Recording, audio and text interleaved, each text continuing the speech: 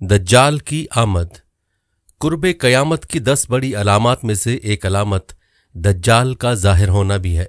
नाज़रीन इकराम, अगर आप इस चैनल पर पहली दफ़ा आए हैं तो सच्ची और सबक आमोज़ कहानियों के लिए चैनल को सब्सक्राइब ज़रूर कीजिएगा। आपकी मोहब्बत का बहुत शुक्रिया। दज्जाल का फितना तारीख़ इंसानी की इब्तिदा से लेकर इंतहा तक के तमाम फितनों से बड़ा और ख़तरनाक फितना है, जिसकी बड़ाई और शिद्दत का अंदाज़ा इस बात से भी लगाया जा सकता है कि हर एक नबी अलैहिस्सलातु वस्सलाम ने अपनी अपनी उम्मत को दज्जाल का फितना से डराया। दज्जाल का मायनी है बहुत ज़्यादा झूठा शख्स, क्योंकि दज्जाल भी हक के साथ बातिल को मिलाकर झूठ बोलेगा, इसलिए इसे दज्जाल कहा गया है। ये अव्वलन खुद को मोमिन जाहिर करेगा और लोगों को भलाई की तरफ बुलाएगा, लेकिन फिर नबूवत का और आखिरकार खुदाई का दावा करेगा। मशहूर है कि उसकी असल यहूद से होगी। हकीमुल उम्मत मुफ्ती अहमद यार खान नईमी रहमतुल्लाह अलैह फरमाते हैं, दज्जाल 2 किस्म के हैं, छोटे और बड़े। छोटे दज्जाल बहुत हुए और होंगे। हर झूठा नबी, झूठा मौलवी, सूफी जो लोगों को गुमराह करें वो दज्जाल हैं। बड़ा दज्जाल सिर्फ एक ही है जो दावा खुदाई करेगा। इमाम मोहम्मद बिन अहमद कुर्तबी रहमतुल्लाह अलैह फरमाते हैं, दज्जाल और कुर्बे क़यामत इसके ज़ाहिर होने पर एतकाद रखना बरहक, और यही अहले सुन्नत बिल अमूम फ़िक़हाए कराम और मुहद्दिसीन इज़ाम का मसलक है। मुख्तलिफ अहादीस में दज्जाल का हुलिया बताया गया है। इन तमाम को सामने रखने से दज्जाल का जो हुलिया सामने आता है वो ये है कि दज्जाल एक जवान मर्द होगा, दराज कद और एक आंख से काना होगा, और कानी आंख ऐसी होगी जैसे फूला हुआ अंगूर हो, जबकि इसकी एक आंख खून आलूद होगी। इसका सीना चौड़ा और ज़रा सा अंदर की तरफ धंसा हुआ होगा। दज्जाल की पेशानी चौड़ी होगी और दोनों आंखों के दरमियान काफ फे रे यानी काफिर लिखा हुआ होगा, जिसे हर मुसलमान पढ़ सकेगा, चाहे उसे पढ़ना आता हो या ना आता हो, और इसके बाल घुंघरियाले होंगे। दज्जाल के निकलने से पहले दुनिया की बहुत बुरी हालत होगी, जैसा कि अहादीस मुबारका के मज़ामीन से पता चलता है कि उसके निकलने से 3 साल पहले ही दुनिया में आम कहत फैल जाएगा।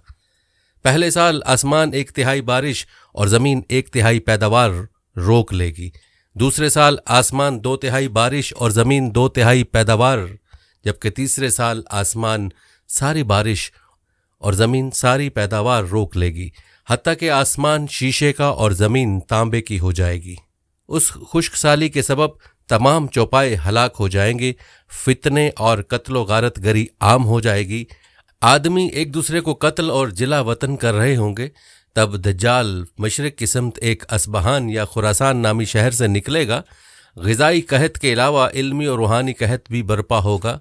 दीन के सिलसिले में लोगों में ज़ौफ़ पैदा हो चुका होगा। उलमा और दीनदार लोगों की किल्लत होगी।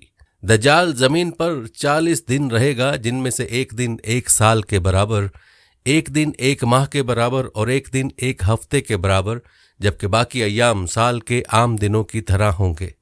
इस मुद्दत में दज्जाल अपने गधे पर सवार होकर सारी दुनिया का चक्कर लगाएगा। गधे का जुस्सा इतना बड़ा होगा कि दोनों कानों के दरमियानी फासला 40 हाथ के बराबर होगा, और इस गधे की रफ्तार का यह आलम होगा कि 1 कदम उठाएगा तो 1 मील की मुसाफत तय करेगा, और रुए ज़मीन का कोई मैदानी, सहराई और पहाड़ी इलाका ऐसा बाकी नहीं बचेगा कि जहां वो ना जाए। अलबत्ता मक्का मुकरमा और मदीना तैयबा पर फरिश्तों का पहरा होने की वजह से उनमें दाखिल ना हो सकेगा, बल्कि मदीने के बाहर दलदली ज़मीन में पड़ाव करेगा, और मदीना पाक में ज़लज़ले के 3 झटके आएंगे, जिसकी वजह से हर काफिर और मुनाफिक मदीना से भाग निकलेगा और दज्जाल से जा मिलेगा। उस रोज़ मदीना पाक हर मुनाफिक और फासिक मर्द औरत से खालिस व पाक हो जाएगा। इसीलिए उस दिन का नाम योमुल खल्लास भी है, और बाज़ रिवायत के मुताबिक बैतुल मुक़द्दस और कोहतूर पर भी नहीं जा सकेगा। दज्जाल तरह तरह के शौबदों के ज़रिए लोगों का ईमान बर्बाद करने की कोशिश करेगा। हदीस मुबारका में है कि दज्जाल के साथ रोटियों के पहाड़ होंगे।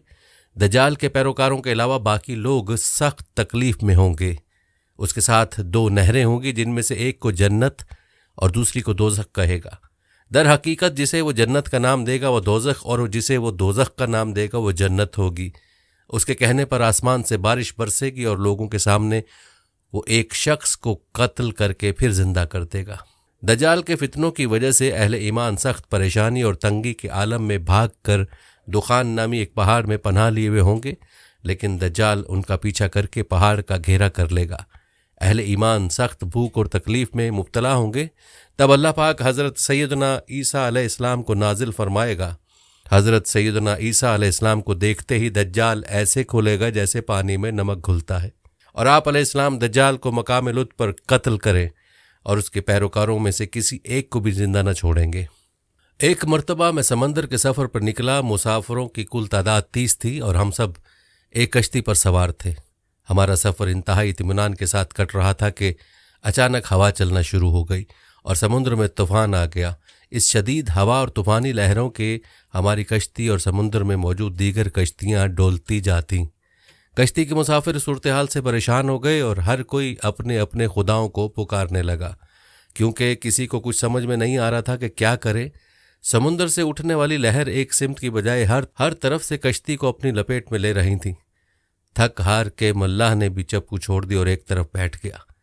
अब हम में से हर किसी को ये यकीन हो चुका था कि एक मौत यकीनी है। सूरज गुरूब होने का था और इसकी रोशनी आहिस्ता आहिस्ता ख़त्म होती जा रही थी। शाम का अंधेरा और मंजिल का कोई पता नहीं था। ये भी खबर न थी कि कश्ती किस सिमत में जा रही है और समंदर की लहरें अब कब तक कश्ती को सलामत रहने देंगी। इस खौफ व हरास की हालत में रात गुजर गई और सुबह की हल्की हल्की रोशनी फैलने से हर तरफ उजाला ही उजाला हो गया। कश्ती के रात भर हिचकोले खाने के बाद किसी को कुछ खबर न थी कि हम कहाँ पहुँच गए। फिर अगला दिन भी इसी कैफियत में गुजरा और फिर इसी तरह रात के बाद दिन और दिन के बाद रात आती गई और हमारी कश्ती को समंदर में फंसे हुए पूरे 30 दिन गुजर गए। फिर अचानक 30 दिनों के इस सूरत हाल के बाद भूल भटके मुसाफिरों को दूर से ऐसा नज़र आया जैसे दरख्त समंदर में खड़े हों। 30 दिन से मुसीबत में फंसे हुए मुसाफिरों को यह मनाजर देखकर उम्मीद की कुछ नज़र आई और मल्लाह ने जल्द से जल्द वहाँ पहुँचने के लिए पूरी कुव्वत के साथ चप्पू चलाना शुरू कर दिए और कश्ती को तेज़ी के साथ उन दरख्तों की तरफ ले जाने लगा।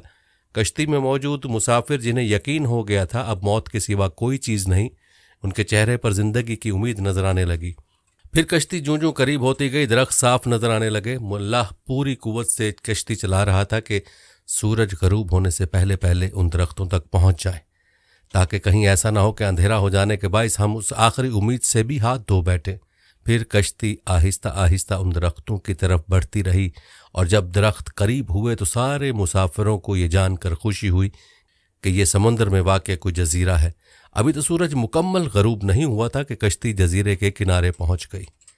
मुसाफिरों को इस जजीरे पर उतरे ज़्यादा देर नहीं गुजरी थी। दरख्तों के दरमियान में से एक अजीब व गरीब जानवर निकला। उस जानवर के पूरे जिस्म पर बाल थे और इस कदर लंबे और घने थे कि ये मालूम ही ना होता था कि जानवर का अगला हिस्सा कौन सा है और पिछला हिस्सा कौन सा। सारे मुसाफिर इस अजीब व गरीब जानवर को देखकर हैरान और परेशान हो गए, क्योंकि उनमें से किसी ने भी इससे पहले ऐसा जानवर देखा ही ना था। अब इस पुरस्रार जजीरा को देखकर सब परेशानी में मुब्तला हो गए कि ये क्या बला है। एक मुसाफिर ने दूसरे मुसाफिर से पूछा कि ये क्या चीज़ है। जानवर ने मुसाफिर की ये बात सुन ली और मुसाफिर के जवाब से पहले जानवर खुद बोला, मैं जासूस हूँ। जानवर के इंसानों की तरह गुफ्तगू करने से तमाम मुसाफिर मज़ीद परेशान हो गए, क्योंकि आज तक उन्होंने किसी जानवर को इंसानी ज़ुबान में बोलते नहीं देखा था, न सुना था। चुनाचे सब ये समझने लगे कि हो न हो ये कोई जिन है और हमारे सामने आ गया है। तुम्हारी जासूसी का मकसद क्या है और तुम किसके लिए जासूसी करते हो? एक मुसाफिर ने हिम्मत करके उससे पूछा। मैं जिसके लिए जासूसी करता हूँ उसे तुमसे मिलने का बेहद शौक है। वो तुमसे बातें करना चाहता है, लिहाजा तुम मेरे साथ चलो। ये सुनकर तमाम मुसाफिर हैरान परेशान चुपचाप उसके पीछे हो लिए। वो अजीब व गरीब जानवर दरख्तों के दरमियान रास्ते से होता एक पुराने महल के सामने जाकर खड़ा हुआ। महल को चारों तरफ से बुलंदोबाला दरख्तों ने घेर रखा था। मुसाफिरों ने वहां पहुंचकर परेशान नज़रों से उसकी तरफ देखा और फिर जानवर की तरफ सवालिया नज़रों से देखने लगे। जानवर फिर आगे चला और सब मुसाफिरों को एक बड़े दरवाजे से गुजारते हुए महल के अंदर ले गया। महल के अंदर दाखिल होते हुए सब ने देखा एक बहुत बड़ा शख्स जंजीरों में जकड़ा हुआ था और रिहाई के लिए कोशिश कर रहा था। हमने इससे पहले इतने बड़े कदावर और इतने ज़्यादा रौब वाला शख्स कभी नहीं देखा था। एक मुसाफिर ने हिम्मत करके पूछा, तुम कौन हो? मैं क्या हूं और कौन हूं ये तो तुम जान ही लोगे, पहले ये बताओ तुम कौन हो? उसने सवाल करने वाला मुसाफिर से पूछा, हम अरब कबाइल लखम और जजाम के लोग हैं। और साथ ही इस मुसाफिर ने अपने साथ बीती और यहाँ तक पहुँचने की सारी दास्तान बता दी। उस कैद में जकड़े हुए शख्स ने कहा, ज़रा मुझे नखलिस्तान बसान के मुतल्लिक तो बताओ, उसके मुतालिक क्या जानना चाहते हो? एक मुसाफिर ने पूछा। खबरदार, अनकरीब उन पर फल लगना बंद हो जाएगा, वो कैदी गुस्सीले अंदाज में बोला। फिर वो मुसाफिरों से मुखातिब हुए कहने लगा, अच्छा कब्रिस्तान के दरियाओं के मुतल्लिक तो बताओ। मुसाफिरों ने कहा, दरिया के मुतल्लिक क्या पूछना चाहते हो? वो बोला, उसमें पानी है? मुसाफिरों ने कहा, हाँ उसमें पानी है। उसने कहा, अनकरीब उसका पानी ख़त्म हो जाएगा। फिर वो कहने लगा कि ज़गर के चश्मे के मुतल्लिक तो बताओ, क्या पूछना चाहते हो? मुसाफिरों ने कहा, यही कि उस चश्मे में पानी है कि नहीं, और अगर वहाँ पानी है तो फिर वहाँ के लोग चश्मे के पानी से खेती बाड़ी करते हैं। फिर वो पूछने लगा, अच्छा मुझे बताओ कि उम्मियों के नबी मोहम्मद के बारे में तो बताओ। मुसाफिरों ने जवाब दिया, उन्होंने मक्का से अपनी दावत का ऐलान किया और अब वो मक्का से निकलकर यसरब में मौजूद हैं। क्या वो अरब के लोगों के साथ कोई लड़ाई लड़े? अरबों ने लड़ाई में उनके साथ क्या सलूक किया? कैदी ने पूछा। जवाब मिला, वो बहुत से अरबों पर गालिब रहे और बहुत से अरबों ने तो उनकी अताअत भी कबूल कर ली है और अब वो खुद को उनके ताबेदारी में रखते हैं। ये सुनते ही वो गुस्से से फुंकारा और जंजीरों को झटका दिया।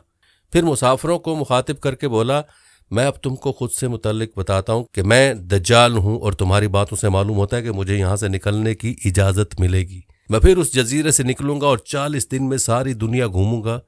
दुनिया की कोई बस्ती और गांव ऐसा नहीं होगा जहां से मेरा गुजरना हो। हाँ, मक्का और मदीना में जाना मेरे बस से बाहर है, मुझे वहां जाने की इजाज़त नहीं। मैं उन दोनों शहरों में जाने की कोशिश भी करूंगा तो फरिश्ते मेरे सामने रुकावट बन जाएंगे, उनके हाथों में तलवारें होंगी और वो मुझसे लड़ेंगे। ये दास्तान हमें एक सहाबी ने सुनाई जो इस्लाम कबूल करने से पहले ईसाई थे। ये अजीब व गरीब सा वाक़या देखने के बाद वो आप सल्लल्लाहु अलैहि वसल्लम की खिदमत में हाजिर होकर मुसलमान हो गए। नाज़रीन इकराम, अगर आप इस चैनल पर पहली दफ़ा आए हैं तो सच्ची और सबक आमोज कहानियों के लिए चैनल को सब्सक्राइब ज़रूर कीजिएगा। आपकी मोहब्बत का बहुत शुक्रिया।